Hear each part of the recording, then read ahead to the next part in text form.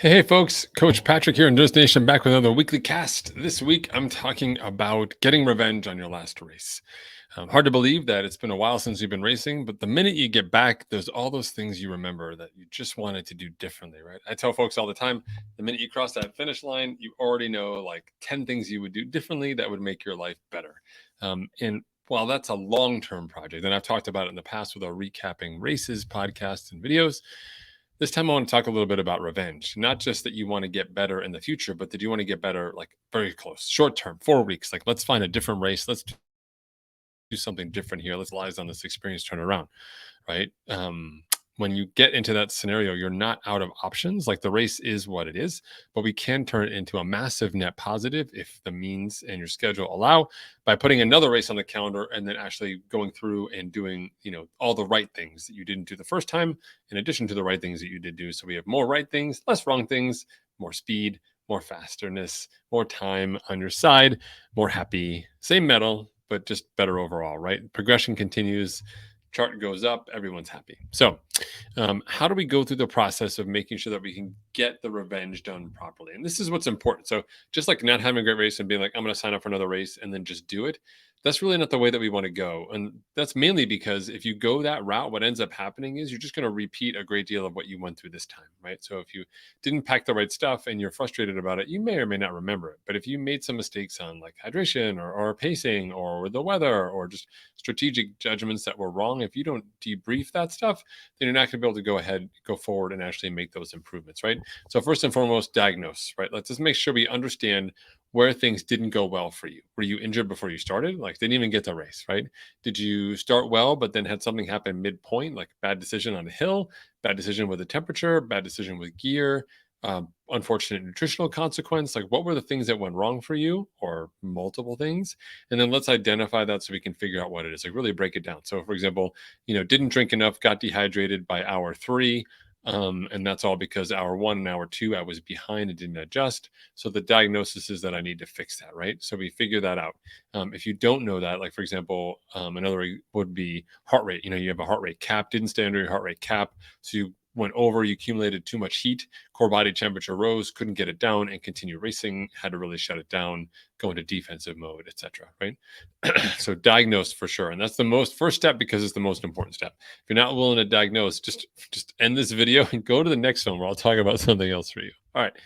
Number two here is use your 4 week event window. I say 4 weeks because that's the optimal time for most endurance events to kind of recover and then restart, keep our fitness high. So we don't have to do a lot of work inside these spaces. We're capitalizing on the work you've used in that first block of time to prepare for that race. And we're going to leverage it and extend it a little bit for this next race, right? So not like you have to go out and do the long run that you didn't do before the last race, which is why you had a bad race in your opinion.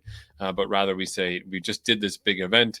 This is what we've gotten out of it. Here's how we adjust. So it really is about physiology, right? And the way we think about that event week window essentially is saying, what are we going to do in the front end? It's got beginning, middle, and end. And the beginning part here is the next bullet for number 3, which is recover like a pro.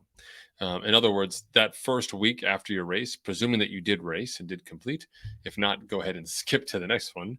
But in the event that you did race, is recovering crazy hard, right? So for me, let's say an Ironman, which is like our most common long distance event here inside the team.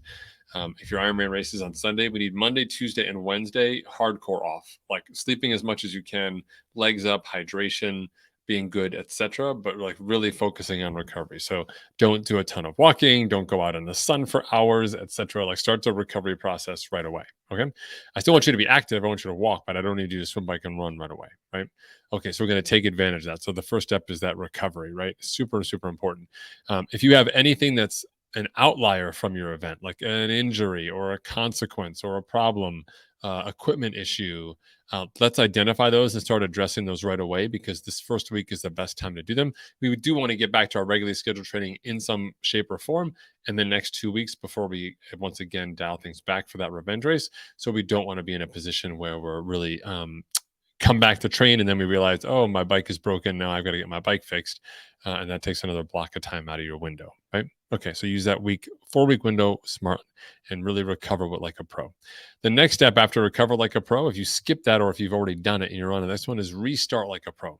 And that typically happens about 6 to 7 days after your race itself, where we get back on the bike in the case of an Ironman, and we go for a 2.5 to 3.5 hour easy aerobic long ride. In other words, we want to be able to go out there and say, hey, how can I get enough time in at the effort level that matters that's going to stop my body from going through this detraining cycle? And typically it's a couple hours. Non-weight bearing is great. So even if you're doing ultras, a non-weight bearing aerobic session can make a difference. But get out there somewhere in that 2.5 to 3.5 hour time range. Sort of restart the process of having the blood volume go up. We don't want to lose it, and we don't want to have to lose more substantial fitness. And the best way to do that is to restart with that long, easy aerobic session. Once we get that out of the way, then we're moving into week 2 and week 3, and this is where we can start doing more consistent, regular training.